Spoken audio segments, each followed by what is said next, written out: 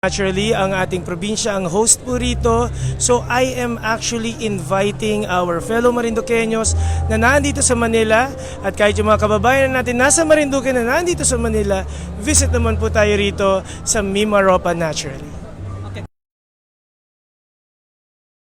Yung inaasahan na mabibili dito at masasakyan dito sa Mimaropa Naturally? Okay, dito sa Mimaropa Naturally, it's not really about Marinduque, but we're talking about the whole Mimaropa region.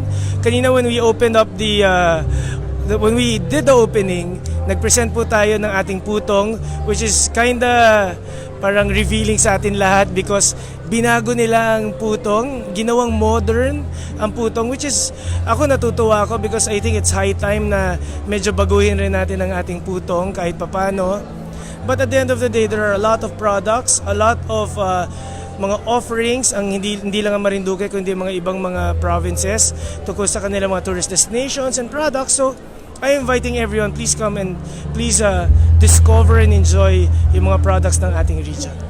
Okay, yan po ang ating Congressman Lloyd Alan Velasco. Maraming salamat, Kong, at mabuhay po ang ating minamahal na Congressman. Alright!